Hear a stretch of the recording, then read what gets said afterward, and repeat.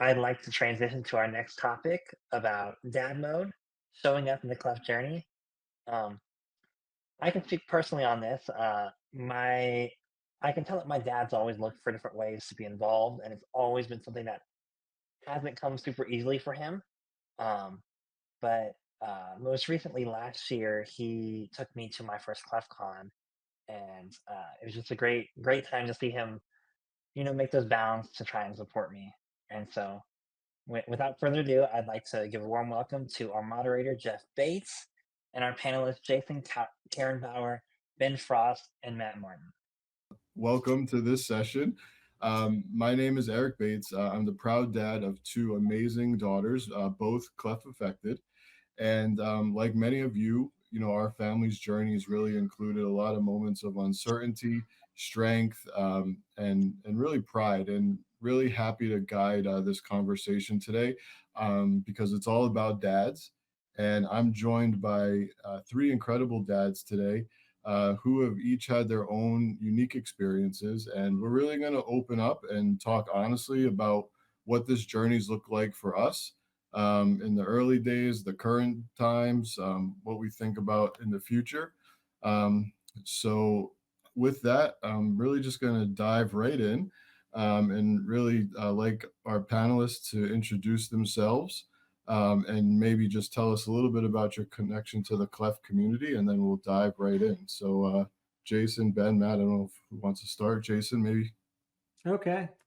Hi, everyone. My name is Jason Karenbauer. I'm connected to the cleft community because my son Chase is cleft affected. He was born with a bilateral cleft lip and palate, and he's 16 years old now, and he is a very successful young man and successful wrestler. So we love supporting him and continuing to watch his journey through all of this. Thanks, Jason. Matt? Matt Martin. My son, Cam, he's 7. He was born with a bilateral cleft lip and palate. Yeah, he's doing great. He's in 2nd grade. Has some insecurities and stuff, but he's doing good. Awesome. Thanks, Matt. Glad to be with you today. Yeah. And Ben, welcome back. Thanks, Eric. Ben Frost. I was born with a bilateral cleft lip and palate, and my younger daughter was born with a unilateral cleft lip and palate. Excellent. Thanks, Ben. So I guess let's just start at the beginning. Think about where you were, when you first learned that your child would have a cleft, and what was going through your mind in some of those early times, and how'd you feel in those moments? Yeah, I'll go. So we didn't know that Cam was gonna be born with a cleft. So it was a surprise when he was born. He was the twin. So the sonograms and stuff were kind of hard to get a good image of their faces and stuff. He was always hiding his face and stuff. So it was a surprise to us when he was born, and it was, I guess, confusing, scary. They really kind of rushed him away, and we had no idea what was going on. I didn't know anything about clefts. And he spent some time in the NICU. And they wanted us to have a cleft team and stuff before we left the hospital. So it was just a really hit the ground running kind of a journey into the cleft community. We didn't have a whole lot of time to do research and stuff. We were learning on the fly. And just kind of right into it, huh? Wow. Yeah. That's crazy. Jason, what about you? Well, ours was a little bit different than Matt's. My wife and I are medical professionals, and we found out Chase was affected at his initial sonogram. They just couldn't see something quite right. And then, we had to come back for some other sonograms. And so we knew that he was cleft affected, but we did not know the extent. They just assumed it was a cleft lip, and it ended up being a bilateral cleft lip and palate, which was pretty severe. So at least we were prepared, but we weren't quite prepared for everything. And Chase did have a little bit of an advantage, I think, because his parents were in the medical field, and we started taping his lip. I think he was maybe 6 hours old. We had a plastic surgeon in there showing us how to do it. So that was the beginning, and the feelings worrisome. And let's be honest, a little bit of like, did I do something wrong? Did my wife do something wrong? Things like that. But we had done a lot of research ahead of time, luckily, and really nothing was done wrong at all. And so it was tough though. You feel a lot of guilt for your little baby there. Sure. Yeah, a lot of those thoughts just race through your head in different stages of that journey as well. How about you, Ben? Yeah, and Take mine us through was, those early days. yeah, it was also different, which is we proactively were looking for it. So we came out of pocket, got the 3D ultrasound to kind of see whether, from my perspective, make sure she was okay. And so found out that she had a unilateral cleft. Um, I think, unlike Matt, I had the benefit of knowing probably more than I wanted to about it. And so I got to do a ton of research the minute we found out, and so was reasonably prepared when Parker was born to kind of, I guess, like Jason, kind of start doing what I could do. Excellent. So,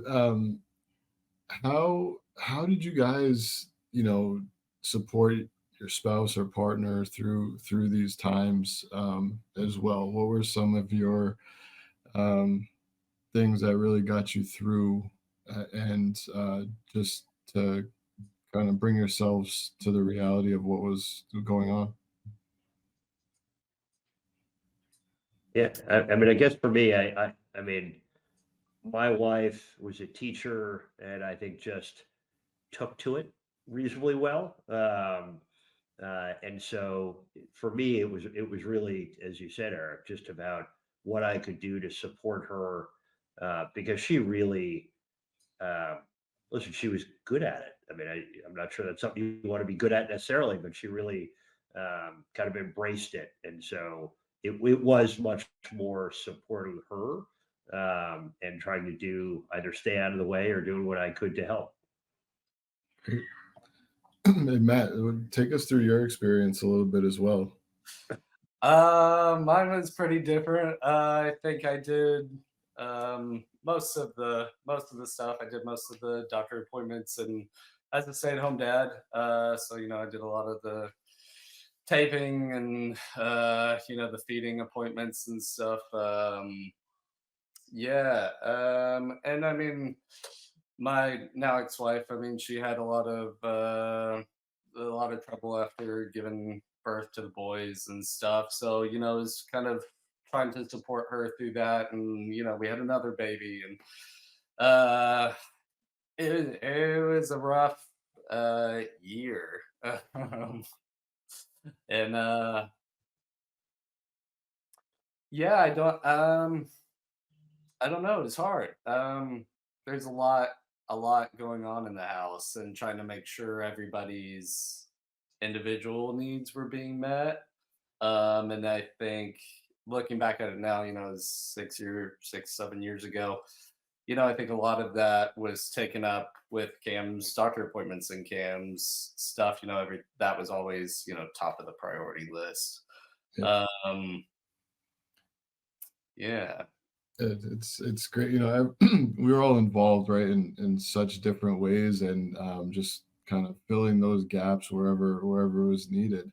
Yeah. Um, Jason, how do you think, like, how is it talking about it to like family and friends and things like that? What'd you go through in terms of those things? Yeah, I mean, I'll be very truthful.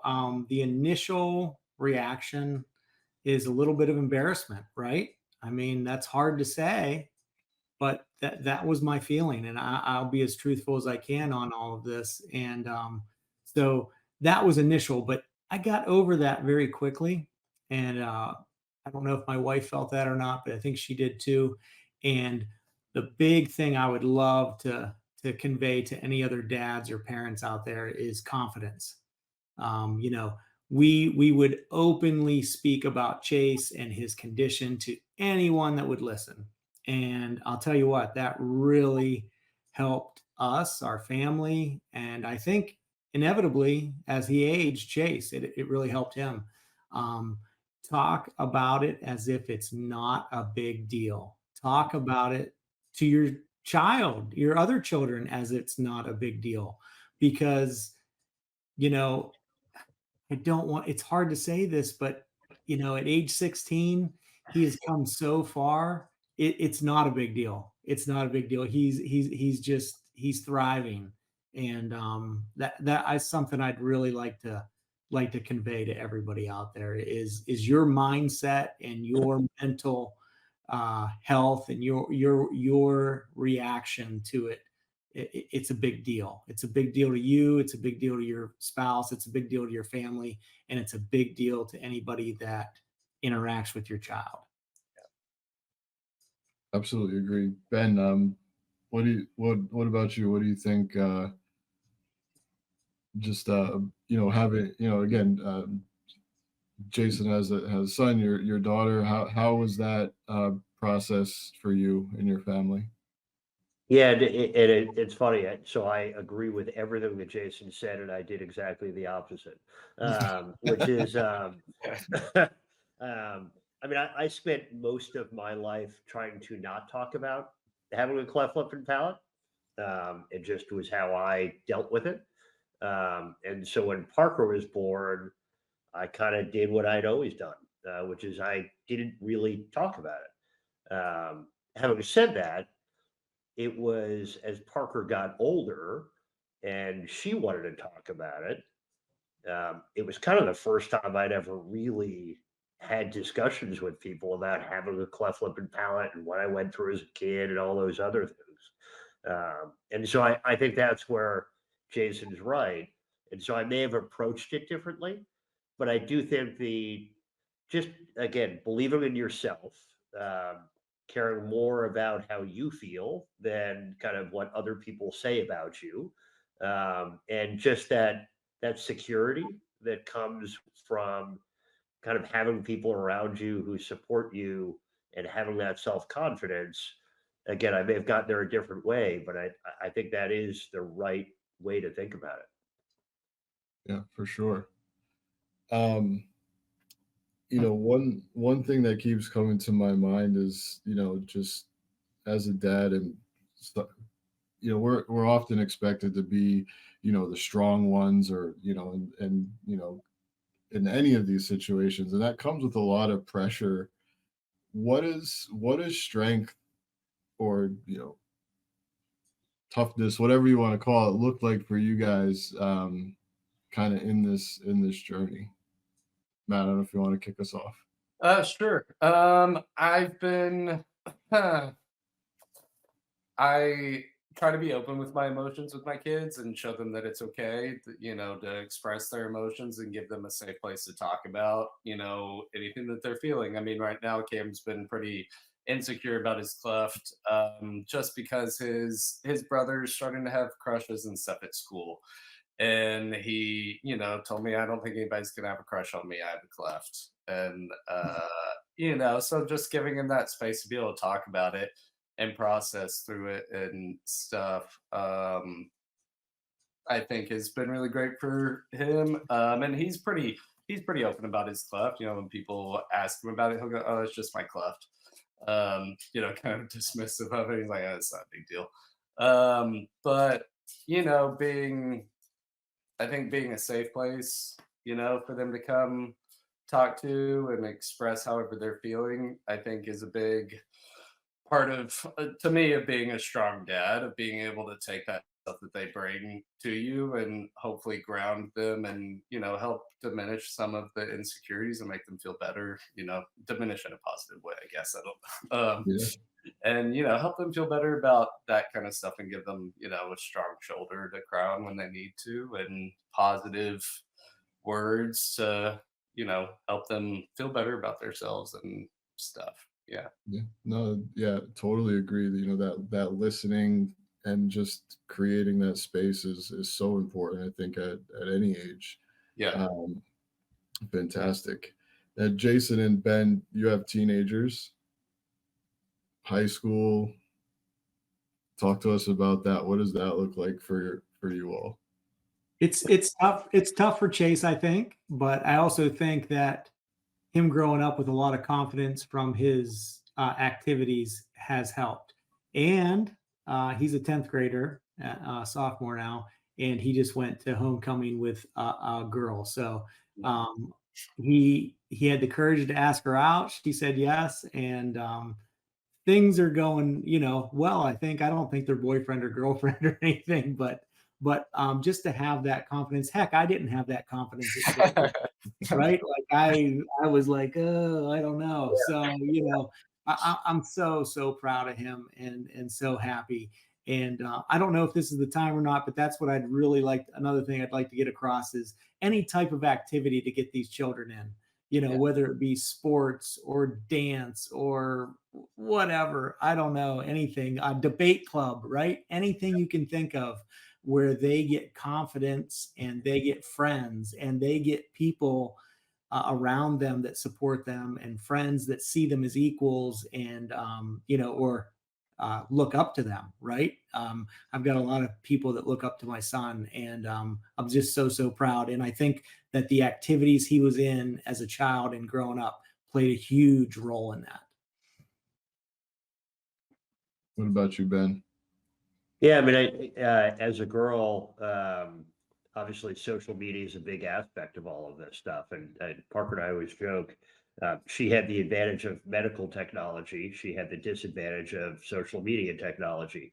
And I do think social media promotes much more of a focus on appearance and kind of a looking like everybody else.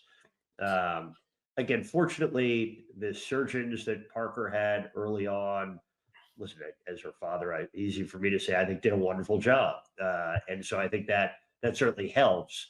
But I think there's still always going to be the self-consciousness of everybody is focused on putting the pictures here and the videos there. And so she's had to learn how to be confident enough in herself and frankly be proud of kind of who she is and what she looks like and what she's accomplished and all the rest. And so I don't envy that aspect of this, but she's a senior in high school and certainly seems to have managed it pretty well. And I'm with Jason. I'm not sure any of us at that age would have managed it any better with or without cleft affected, being cleft affected. Sure. I'm listening because my daughters are going to be there soon. So I'm listening intently as I'm trying to moderate our panel here. We have a couple minutes left to give time for some Q&A. We'll go round robin one more time. Last piece of advice, what would you tell another dad who's about to embark on this journey or someone who's in it? What's that piece of advice? I don't know if I could give just one straight piece of advice. But I think something we've touched on already is just the confidence, instilling the confidence in your kids. And that goes, I mean, miles and miles, with that confidence with them. And like Jason said, finding that core group of kids that really just like sees them for them, and knows your kid and looks up to them for things, I think goes, really, really far. And getting that community like that, it's really important, really important. I don't know. For me, as I look back, I think the research that I did when I found out that Parker was going to be born with a cleft lip and palate helped prepare me for all of this. There are a ton of unbelievably talented healthcare providers, surgeons, hospitals that are really, really good at dealing with clefts, and they have infrastructure that just makes it easier. There's nothing easy about any of this stuff, but easier. having patience when you're dealing with the insurance companies and all the rest, which I'll admit I did not have, but you should have. And then I think finally, I don't know, what always got me through is I remember nursery school, nobody could understand what I said. And that was really hard just to kind of gain friends and kind of learn from that. Um, and listen, I'm a partner at Goldman Sachs right now. And so I think about my path forward, and there were bumps along the way, but I'm not sure I would change it at all. And I look at kind of Parker at 17, I think I'd say the same about her, which is sure, everybody wants the, I don't know, perfect child in every way, but I think it's kind of made her who she is, and I'm proud of who she is. That's great. Bring us home, Jason. Some advice. Talk openly to everybody, friends and family about it. As your child ages, they will see that, and then they will not be afraid to talk openly about it. They will be more confident in their themselves and talking about it and explaining to people that don't understand what it is. I think that's some good advice. And some other maybe good advice is, this is kind of hard to say sometimes, but every child is special, and your children are special to you. But as whether it's a single parent or a family unit, your cleft child is not the center of that family. Your cleft child is a part of that family, and that is treating them like everyone else. And as you treat them like everyone else, they will grow up like everyone else and have confidence like everyone else. So you're not the center of your family. Your wife's not. Your other children aren't. Nobody is the center. You're a unit. You're a unit. And so I say treat them. And some people in the cleft community don't like this word, but treat them as normal as possible. That's my bit of advice. Wow, that's great. Thank you, guys. That's amazing. So we're going to turn it over just to some questions and answers. If there's something that we didn't get across that anybody in the audience wants to hear more about. Okay, so we have a question here. We talk a lot about moms. As a dad, do you feel supported by the cleft community? And if not, what would you like to see changed?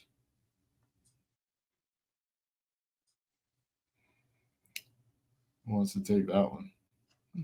I mean, I have just a short answer. I mean, I feel very supported. We were at major medical centers, which was something that Ben brought up. There's people in the United States and across the world that specialize in this. And, we were at the University of Michigan at first, and then we were at the University of Pittsburgh after that. And they have full teams. And if you can get to a major medical center with a full team, you're going to feel supported as a dad. Because there's just so many people there to help you. For sure. Matt or Ben, anything to add?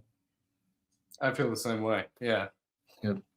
Yeah, and I would just say, to thinking about Smile Train, and I've been part of the Cleft Community Council for the last 4 years, and conferences like this, and just getting involved in whatever way you can, advocacy. There's a lot of support out there. So it's one thing that I certainly feel as well from the community. So I appreciate all of you. Let's see okay, next question. What's one moment, big or small, that made you feel especially proud as a dad to a child with a cleft? That's funny. I don't know about Jason, but our kids actually were on a panel at CleftCon in Orlando this summer. Oh, wow. And just watching Parker up there talking about it openly was amazing to me. Again, not something that I ever really had done or thought about doing. And I actually think both our kids did a great job on it, but that's the one that stands out in my mind. Amazing. I agree 100%. My son has had a lot of wrestling accolades, but when you look at something like that he did as a 16-year-old, went up on stage at CleftCon, I mean, that's something to be pretty proud of. So That's awesome. Great. I don't know if I have anything Clef specific. I mean, I'm proud of him for a million things. I mean, it takes a lot of strength to go through what these guys go through, but outside of that, I mean, he's 7, so he hasn't really done a whole lot. But I mean, I'm proud of him all the time. So It's great. Okay. All right, this one. Okay, what was your experience like as the dad communicating with doctors, surgeons, or teachers? Did you experience challenges in getting responses from providers who maybe assumed they would be communicating mainly with your spouse? I mean, for me, I always wanted to have um, a dialogue with the healthcare providers because I listen, I had a perspective on this stuff, and so I'm not sure it was right, but I had a perspective. And again, it goes back to what Jason was saying. We were at NYU, and I just everybody there was so professional and so good at what they did. I never felt like they might have preferred to talk to my wife, but they never actually made me feel that way. yeah, no, I never had any experiences with anybody, saying, well, where's mom or, anything like that. I mean, our team has been fantastic. Yeah. Yeah, Jason, being in the medical field, how did you see that maybe from the other side or both sides? yeah, I've been in the operating room and provided anesthesia for a few cleft surgeries over the years, and it's a whole different perspective when it's your kid. Yeah. So, but I felt very supported. Like I said, we were at major medical centers, and those people were just so good at what they did that I felt good about it. But the other perspective is somebody in the medical field can have some more specific questions sometimes, and it can offend a surgeon or a person that is used to speaking with people that maybe don't have any medical knowledge, and they kind of just do their spiel. And so I think over the years, yeah, I had some providers that maybe didn't really like me too much. They should just get to talk to you a little bit. They'll like you just like we do. Yeah, yeah. In the social situation, they'd love me, but when I was grilling them in the office, they didn't like it. All right. Um, how do you process your emotions watching your children go through their cleft journey?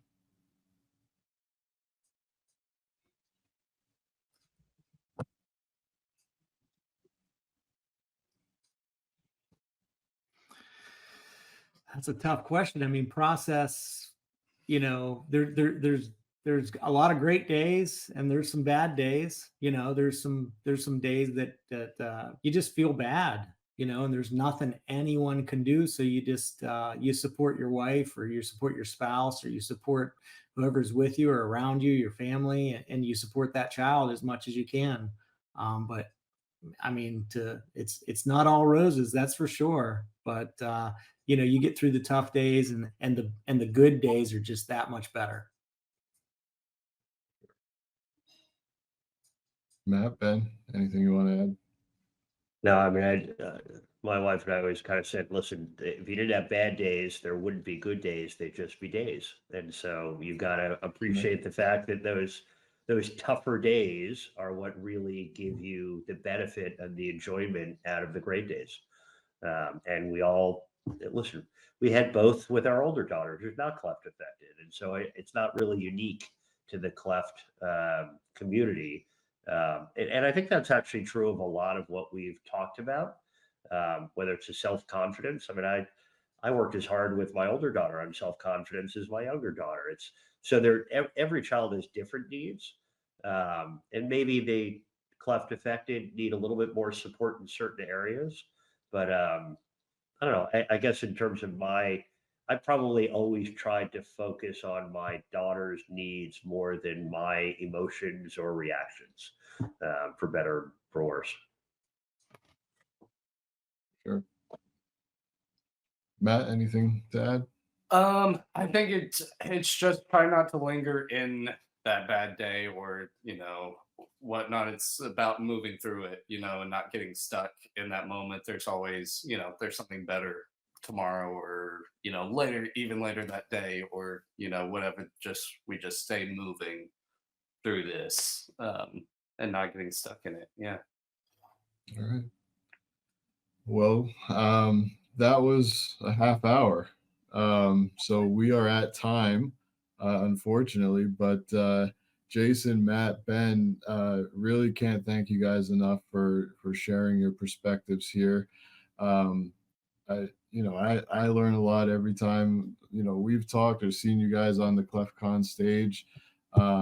And just really can't thank you enough for joining us here today and really opening up and sharing your personal stories with us in the group. So thank you very much, and we'll turn it over back to Adam.